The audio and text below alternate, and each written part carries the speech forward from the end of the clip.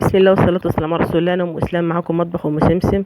النهارده الفيديو ده طلب مني تاني، فيديو العيش اللي هو في الفرن طلب مني تاني بناء على طلب حبايبي، وانا عشان كده انا ان شاء الله هعمله معاكم النهارده تاني. بس يا ريت ما تملوش مني، هنجيب تفاصيل ادق تفاصيل للخبيز ده. طبعا يلا معايا. طبعا احنا عجلنا قبل كده مع بعض، وطبعا جاني كومنتات كتير قوي. انا هنا في الفيديو ده هرد على كل الكومنتات اللي جات لي، توضيح اكتر يعني. تمام يا حبايبي لحد كده. اللهم صل وسلم وبارك على سيدنا محمد وعلى اله وصحبه وسلم تسليما كثيرا. طبعا احنا عجلنا مع بعض كذا مره، وطبعا كلكم شاطرين بتعرفوا تعجنوا. انا دلوقتي بس هبدا اقطع معاكم العجين للتوضيح بقى يا جماعه. دي النخاله اللي طلعت من الدقيق المدعم. وحابه اقول لك حاجه كمان، الدقيق المدعم ده انت بتجيبيه من الفرن بتاع العيش اللي بتجيبيه ببطاقه التموين. يعني انت لو عندك بطاقه تموين هتعرفي تجيبيه سهل جدا. ما عندكش بطاقه تموين، في ناس كتير قوي بتبيعه. هو اسمه دقيق مدعم. طبعا اللي في الطبق الصغير الابيض ده زيت على ميه. انا بقطع قطعي بقى زي ما انت عايزه، عايزه رغيف صغير عايزه رغيف كبير، على راحتك، على قد ما انت هتعرفي تبططيه وتجهزيه. طبعا انا ببل ايدي هنا في الزيت والميه، وزي ما انت شايفه كده بقطع واسوي سوي سوي على كل النواحي. وحطي بصي عامله ازاي ما شاء الله، والعجينه زي الملبن. بصي زي ما انت شايفه كده. النهارده هرد على كل الكومنتات اللي جاتني. طبعا كتير قوي من حبايبي بيقولوا لي انت ازاي بتبططي، ممكن صوابعك تدخل جوه الرغيف وما يقبش. يا حبيبتي انا مش ببطط، انا مش بدخل صوابعي فيه خالص. انا مش بدخل صوابعي فيه خالص. انا بصي بطبطب، شفتي طبطبه كده طبطبه. وهوريكي دلوقتي بكل توضيح في الفيديو. بس الاول اقطع معاكم العجين، عشان ايه لحبايبي اللي مش عارفين يقطعوا، بتبلي ايدك دي في الزيت وايدك دي بتبقى في العجين. ايدك دي في الزيت وايدك دي في العجين. كده انا قطعت كل العجين معايا، وعرفتي النخاله دي اللي بتطلع من دقيق المدعم انت بتحلليه بمنخل وبيطلع منه كده. ده الفرن بتاعي، انا مولعه تحت ومولعه فوق. برضو سالت السؤال ده كتير قوي. الفرن عندي فيه 2 صاج، انا حشت واحد وحاطه واحد، يعني اللي في الفرن ده صاج واحد. ومولعه فوق ومولعه تحت، وحاطه الشبكه تحت الشوايه بالظبط زي ما انت شايفه كده. الشبكه مفيش بينها وبين الشوايه مفيش 10 سنتي. تمام لحد كده تمام. هنا انا برش على الرمايه دقيق. اللي على الرمايه قدامك ده دقيق. امسكي رغيفه كده على ايدك العجين وبططيه. بصي بقى انا بطبطب، بس بطبطب. بصي لاحظي معايا، انا صوابعي مش بتتحفر جوه العجين. لا انا بصي ببطط بططه كده. انا كل الكومنتات جاتني على تبططه ازاي. وعلى فكره انا مش برح، انا بنفخ الرده. يعني ده كده انا بنفخ الرده، لان انا لو رميت الرغيف بالرده بتاعته بيشيط وبيدخن. لو تاخدي بالك اي رغيف بيدخن اعرفي ان تحتيه رده. قصدي اسفه، قصدي دقيق من اللي انا بعمل عليه. بصي انا ببطط اهو، شايفه ازاي. بصي على صوابعي، بططي واللي بره، بططي لبره، بططي لبره، بططي لبره، وارفعي الرغيف انفخي من تحتيه الرده وبططي تاني. ارفعي الرغيف وانفخي من تحتيه الدقيق اسفه وبططي تاني. اهو شفتي انا مش بخبز، بصي انا مش بريحه خالص. لان انا لو بريحه كانوا ساعي من اول رحه.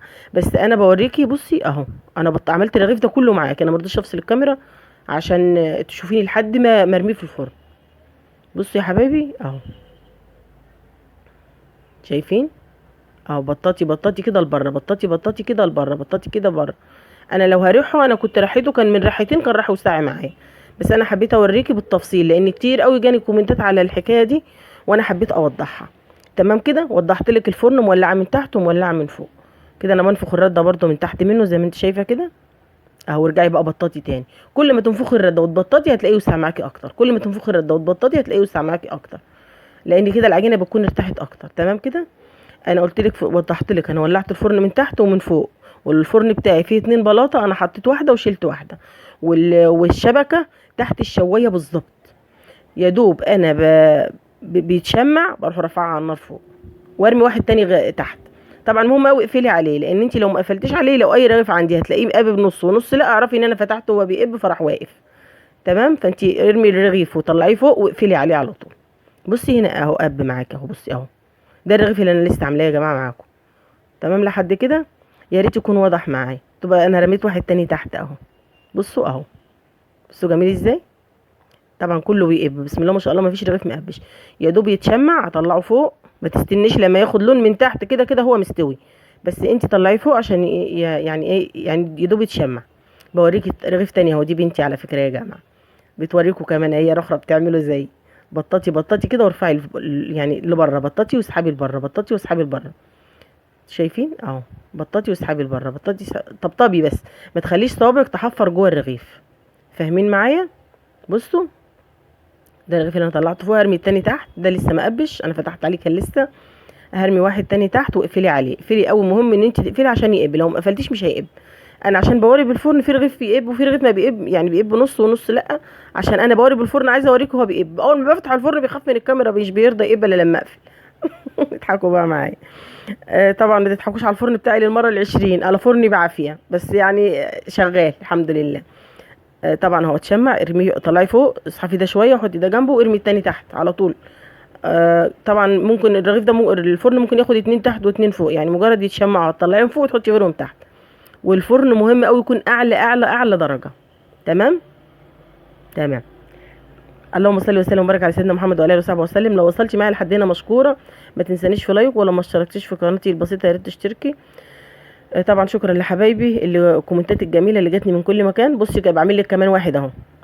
على فكره في كومنت جاني امبارح، بس انا كنت مصوره الفيديو ده من كام يوم، فهو لو كان جاني بدري شويه انا كنت جربت التجربه دي. واحده حبيبتي بتقول لي ان الفرن بتاعها شغال من تحت وحده ومن فوق وحده، يعني ما ينفعش تشغلي الاتنين مع بعض، لازم يعني مفتاح واحد يفتح تحت ويفتح فوق، يفتح فوق. بصراحه انا ما جربتش، بس انت ممكن تجربي في نص كيلو. وانا للامانه انا هجرب لك واعمل لك حتى لو فيديو قصير، هجرب يعني ينفع ان انا اعمله لو النار والعه تحت بس او فوق بس. ما جربتش الحكايه دي، بس انت ممكن تجربي في نص كيلو وتحطيه مثلا على الشبكه، تجربي مره على الشبكه، تجربي مره تحت، جربي شوفي هيعمل ايه، مش هتخسري حاجه، ده هو نص كيلو يعني مش حاجه. واكيد يعني 100% نص كيلو مش هيبوظ، لازم هيطلع منه عيش يعني اهو. بصوا يا جماعه الجمال، بصوا. فانا هجرب معاكي، وهجرب واعمل لك فيديو حتى لو قصير. هجرب لو الفرن اولعه تحت بس او فوق بس، اشوف النتيجه هتبقى ايه معايا وهقول لك برضه. لو الكومنت جاني قبل ما اصور الفيديو ده انا كنت جربته لك، بس للاسف هو ما جانيش الا بعد ما انا كنت خلصت الفيديو، كنت مصوراه من كام يوم. تمام. وشكرا لكم جدا على الكومنتات الجميله اللي بشوفها منكم. الف شكر لكم يا حبايبي على الدعم. بصوا بقى اهو، بصوا، مجرد يتشمع، انا مش بستناه يستوي من تحت، كده كده هو بيستوي لان النار كده كده هي جامده. انا بس بطلعه فوق وارمي التاني تحت، واطلع ده فوق وارمي التاني تحت. بصوا بصوا، بسم الله ما شاء الله، كله بيقب اهو جميل. طبعا ما تنسونيش بقى يا حبايبي، لو ما اشتركتوش في قناتي البسيطه يا ريت تشتركوا، ويا ريت تشجعوني عشان نكبر بربنا وبيكم. اهو انا عملت معاكي كام رغيف اهو، طبعا اتمنى يكون واضح كل التفاصيل، ولو في اي حاجه ممكن تسالوني برضو انا هرد عليكم في الكومنتات. مشكورين حبايبي اللي بيتابعوني من كل مكان. اهو بصوا، انا حبيت اعمل كام رغيف كده عشان الكومنتات كتير جات لي كده كتير قوي. والدقيق المدعم قلت لك عليه، الدقيق المدعم اللي هو الفرن، لو انت عندك بطاقه تموينيه، هو ده الفرن اللي انت بتجيبي منه البطاقه التموينيه، هتجيبي منه برضو الدقيق. اهو العيش خبزناه مع بعض اهو. يلا يا حبايبي اترككم في رعايه الامن، والسلام عليكم ورحمه الله وبركاته.